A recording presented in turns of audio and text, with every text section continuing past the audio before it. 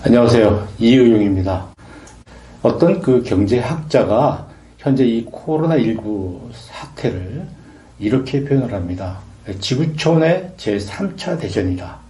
그렇습니다. 전쟁이 일어나면 두 가지 현상이 일어나죠. 첫째는 굉장히 많은 사람들이 죽습니다. 지금 얼마나 많은 사람들이 죽어가고 있습니까? 두 번째는 경제가 이제 상당히 어려워집니다. 실제로 이 경제가 어려워져서 상당히 힘들게 하루하루를 버텨나가시는 분들이 계십니다. 그분들께 굉장히 위로의 말씀을 함께 드립니다. 여러분 많이 힘드시죠? 이렇게 힘들면서 우리가 생각하는 것은 백신이 빨리 나왔으면 좋겠다. 제가 오늘 여러분들에게 작은 백신 하나를 선물하고자 합니다. 그것은 바로 감사 백신입니다. 감사는 우리가 하나님께 그리고 우리 이웃들에게 고마운 것을 표현하는 것이죠. 그런데 때때로 우리가 이것을 많이 잊어버리고 살 수가 있습니다. 여러분들 감사는 정말 굉장히 유익한 것이지요. 그래서 성경에서 우리들에게 강조를 하고 있습니다. 여러분 매일 감사하는 사람은 그렇지 않은 사람보다 무려 7년을 더 산다는 통계가 나와 있습니다. 여러분 인생에서 7년이라는 것은 말도 못하게 긴 시간입니다. 1분간 기뻐하며 감사하면 우리 신체에 24시간의 면역체계가 생기고 반대로 1분간 화를 내면 6시간의 면역체계가 떨어진다. 그러니까 감사하며 살면 오래 살 수 있고 불평하면서 또 불만하면서 살면 우리는 오래 살지 못한다. 이것을 과학적으로 증명해 주고 있습니다. 여러분 감사하며 살 것인가 불평하며 살 것인가 성경은 우리들에게 감사하며 살라고 가르칩니다. 그것도 범사에 감사하면서. 그래서 데살로니가 전서에 이제 항상 기뻐하라 쉬지 말고 기도하라 범사에 감다. 근데 우리가 감사하며 산다는 게 그렇게 쉽지는 않죠. 잘 되지 않습니다. 저도 여러분도 우리가 그래도 어떻게 하면 감사하며 살 수 있는가에 대해서는 꾸준히 연구하고 또 실천해 나가야죠. 왜냐하면 오래 살아야 되니까 그렇습니다. 감사하며 살려면 세상을 긍정적으로 봐야 된다. 이 말씀 먼저 드리고 싶은데요.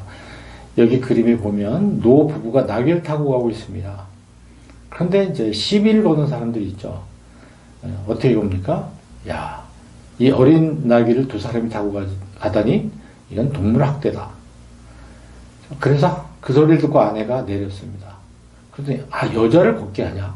이렇게 되게 불평을 합니다. 그래서 할 수 없이 아내를 태웠습니다. 바꿔 탄 거죠. 아니 여자만 혼자 타게 하냐 위험하게. 그래서 어떡합니까? 둘 다 내렸습니다. 당나귀는 그냥 봄이냐 이렇게 비판을 합니다. 이런 상황에서는 감사가 나올 수가 없죠. 여러분 우리가 생각해보면 일상에서 이런 부정적인 생각들이 우리가 감사하려고 할 때마다 막아버립니다. 그건 욕심, 결핍, 우울, 열등 이런 것들 또 불평, 불만, 비교, 경쟁, 절망, 자책, 염려, 고민, 비난, 원망 그리고 분노, 망각 자기가 세상의 중심이라는 천동설 또 무엇이든지 당연하게 생각하는 마음 이런 것들이 결국은 우리들이 좀 감사를 찾아보려고 할 때 또 감사하려고 할 때 그것을 막아버리는 경우가 많이 있습니다. 그래서 저는 긍정성을 좀 회복하자 이런 말씀을 드리고 싶습니다. 제가 지금 안경 썼는데요. 여러분 가운데도 안경 쓰신 분들 안경 왜 쓰셨냐고 제가 여쭤보면 많은 분들이 안 보여서 쓴다고 그럽니다. 근데 사실 안경은 잘 보려고 쓰는 것이다. 우리 의식 속에 좀 부정적인 생각이 굉장히 많이 있습니다. 사과가 3개 있는데 먹는 방법이 있죠. 가장 맛없는 것, 두 번째로 맛없는 것, 세 번째로 맛없는 것. 그런데 어떤 사람은 가장 맛있는 것, 두 번째로 맛있는 것, 세 번째로 맛있는 거라고 이름 붙이며 3개를 먹게 됩니다. 한쪽은 맛있는 거 3개를 먹게 되고 한쪽은 맛없는 거 3개를 먹게 되는 것입니다. 좀 더 긍정적인 눈을 가지고 세상을 본다면 우리가 감사할 것이 많이 보일 거라고 생각을 합니다. 여러분 고스톱 잘 하는 사람들 있죠. 이분들은 뭐요? 목표가 아주 명확합니다. 이겨야 된다는. 또 하나는 뭐죠? 즐거워합니다. 그러니까 즐거워해야지 잘할 수 있지 않은가. 공부도 마찬가지라고 생각을 합니다. 여기 이제 제가 선글라스를 하나 가지고 나왔는데요. 이 선글라스의 색깔이 어떤 것이냐에 따라서 세상이 달라 보이죠. 부정적인 선글라스 쓰면 세상이 부정적으로, 긍정적인 걸 보면 긍정적으로 보이게 되어 있습니다. 우리가 이 코로나19 때문에 굉장히 많은 아픔과 또 괴로움을 우리가 겪고 있습니다. 그렇지만 우리가 코로나19 때문에 생기는 아픔을 벽에다가 한 20가지 또는 100가지를 한번 쭉 카드를 써서 붙인다고 해서 이 상황이 달라질 것 같지는 않습니다. 오히려 이런 상황에서도 우리가 그럼 코로나19 때문에 얻어진 게 무엇인가? 이걸 한번 생각해 본다면 우리의 하루는 좀 달라지지 않을까? 제가 언뜻 보기에 아이들이 공부에서 상당히 많이 해방된 것 같아요. 얼마나 좋은 일입니까? 또 가족들이 많은 시간을 함께 보내게 됐고 위생이 굉장히 철저하게 됐습니다. 감기 같은 거 잘 안 걸리죠. 요즘 병원에 오는 분들이 숫자가 굉장히 줄었다고 합니다. 우리가 위생 관념이 굉장히 좋아진 거죠. 그리고 맑은 하늘, 미세먼지가 상당히 많이 없어졌습니다. 그 다음에 공해들이 없어졌고 주일에 가족들과 함께 예배를 드릴 수 있게 됐습니다. 때때로 우리가 함께 예배를 드리지 못하지만 비대면 예배를 드리면서 우리들이 가족들이 한 자리에 모여서 그래도 화면을 보면서라도 같이 예배 드릴 수 있게 된 것은 또 한편으로는 굉장히 좋은 일이죠. 재택근무가 확대되니까 출퇴근 시간이 상당히 전략이 되고 교통비가 전략이 되고 또 도로가 덜 막히죠. 또 외식비가 많이 줄었고요. 온라인 작동 기술을 익혀서 여러분 지금 우리가 이런 미디어를 통해서 만날 수 있는 기술도 생겼고 자연하고 가까워졌고 공중도덕을 잘 지키게 됐습니다. 또 우리가 방역을 그래도 잘해서 국가적인 자부심도 느끼게 됐고 경조사들이 상당히 문화가 달라진 것 같아요. 그래서 초청하시는 분들도 좀 부담이 줄어들고 가셔야 되는 분들도 좀 부담이 줄어들고 한 것도 좀 좋은 일이 아닌가 한편 생각을 해봅니다. 저도 무엇보다도 우리가 하나님과 더 가까이 할 수 있는 또 계기가 되기도 합니다. 글쎄요, 어떻게 생각하실지 모르겠지만 우리가 또 예배에 참석하면 구경하다 가는 경우도 많이 있는데 또 이렇게 직접 이렇게 온라인 통해서 예배에 참여하고 목사님 설교를 들으면서 우리가 조금 더 나 자신을 조용히 돌아볼 수 있는 그런 계기가 되는 것도 사실이죠. 아인슈타인이라는 사람은 세상을 사는 방법 외엔 두 가지가 있는데 하나는 기적이란 없다고 믿는 것이고 또 하나는 모든 것이 기적이라고 믿는 것이라고 얘기했습니다. 나는 모든 것이 기적이라고 믿으며 사는 삶을 선택하기로 했다. 여러분 긍정적인 태도를 가지시기 바랍니다. 부정적인 태도는 반드시 부정적 결과를 초래합니다. 질 것 같다. 지죠. 이길 것 같다. 이기죠. 부정적 태도는 하기 싫다, 할 수 없다, 포기한다, 미룬다 이렇게 하고 결국은 그 일이 부담스러워져서 실패할 확률이 높아집니다. 그러나 긍정적인 태도를 가지면 하고 싶다, 할 수 있다, 노력한다, 성취하고 싶다, 일이 즐겁다, 결국 성공 가능성이 높아진다고 볼 수 있습니다. 두 번째는 좀 낙관적인 그런 마음을 가졌으면 좋겠습니다. 특히 염려 이런 걸 좀 덜 했으면 좋겠다는 것이죠. 로키 산맥에 관광열차가 올라가고 있는데 엔진 2개 중에 하나가 꺼졌습니다. 하나 남은 거로 가다가 마지막 지점, 목표 지점을 얼마 남겨놓지 않고 엔진이 하나마저 꺼져버렸습니다. 그때 안내 방송을 하시는 분이 이렇게 이야기를 합니다.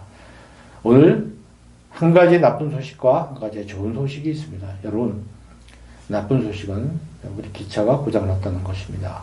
내려서 걸어가셔야 됩니다. 이러자 사람들이 우우하면서 걱정하기 시작했어요. 그런데 좋은 뉴스가 하나 있습니다. 그것은 우리가 타고 있는 것이 비행기가 아니라 기차라는 사실입니다. 그러더니 사람들이 잠시 후에 환호를 질렀습니다. 여러분 비행기였으면 엔진 2개가 끊어졌으면 추락하고 다 죽게 되는 거 아니겠어요? 이런 이야기죠. 어떤 사람이 조난을 당해서 무인도에 겨우 도착했습니다. 그리고 거기서 겨우 지낼 움막을 하나 마련하고 불도 어떻게 만들어서 불도 피워놨습니다. 그러면서 혹시 지나가던 구조선이 있을까 해서 바깥으로 나갔습니다. 근데 그 사이에 바람이 불어가지고 움막이 다 타버렸습니다. 돌아와 보니까. 뭐 걱정이 이만저만이 아니죠. 굉장히 많이 낭망을 하고 있었습니다. 근데 잠시 후에 구조선이 도착했습니다. 이 움막이 타는 연기를 보고 이제 도착을 했다는 것입니다. 가나안 정탐꾼들 중에서도 여호수아와 갈렙 그 팀만 이제 긍정적인 보고를 했듯이 우리가 좀 긍정적인 면을 보고 낙관하는 마음을 가져야 되겠다. 그 걱정과 염려를 좀 덜하는 것이 우리가 하나님께 감사하는 또 이웃들에게 감사하는 그런 삶이 될 거라고 생각합니다. 티벳 속담에 이런 게 있습니다. 걱정을 해서 걱정이 없어지면 걱정이 없겠네. 아주 유명한 말이죠. 성경에서는 염려하지 말아라, 낙관하라 이런 말씀을 많이 하시죠. 마태복음에 보면 너희 중에 누가 염려함으로 그 키를 한 자라고 더할 수 있겠는가. 계속 걱정을 한다면 상황이 좋아집니까? 계속 걱정하면 키가 큽니까? 이 염려, 걱정은 기도가 아니거든요. 그래서 우리가 내일 일을 위하여 염려하지 말라. 이런 귀한 말씀을 우리에게 주셨죠. 도너츠가 하나 있는데요. 이 도너츠를 잘 보시면 어떤 사람이 이 먹음직한 도너츠에 이 가장자리에 먹을 것, 거기를 생각합니다. 그러나 어떤 사람은 이 가운데 없는 부분을 생각합니다. 이 가운데 왜 도넛이 없을까? 이 가운데에 도넛이 있다면 이건 호떡이죠. 예. 부정적인 것, 없는 것 이걸 보지 말고 남은 것을 봐야 된다. 그러니까 컵에 물이 뭐 반밖에 없다든가 반이나 있네 하는 것들을 우리가 이런 것부터 좀 생각을 바꿔야 됩니다. 그러니까 이 남은 것을 잘 이용하고 크게 봤던 분이 이순신 장군이잖아요. 신에게는 아직 12척의 배가 있습니다. 그 작은 배들, 숫자가 얼마 되지 않는 것을 봤기 때문에, 그것을 크게 봤기 때문에 이순신 장군은 많은 왜적들을 물리칠 수 있었습니다. 어떤 사람이 사업에 실패해서 목사님을 찾아갔습니다. 목사님 저 이번에 다 실패했습니다. 저는 정말 모든 것을 잃었습니다. 그러면서 울었습니다. 한참 울고 난 다음에 목사님이 종이 한 장을 보내더니 정말 모든 걸 다 잃었습니까? 네. 그럼 우리 그래도 혹시 모르니까 남은 거 있는지 한번 찾아봅시다. 그래서 연필을 줬습니다. 부인이 계신가요? 예, 아내가 있죠. 그럼 아내 쓰세요. 자녀들 있습니까?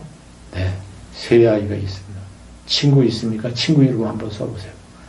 한참 동안 친구 이름을 써내려갑니다. 건강은요?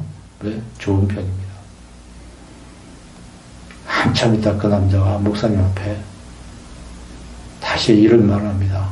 저는 모든 걸 잃었다고 생각했는데 목사님 말씀 듣고 보니까 제가 참 남아있는 게 굉장히 많이 있네요.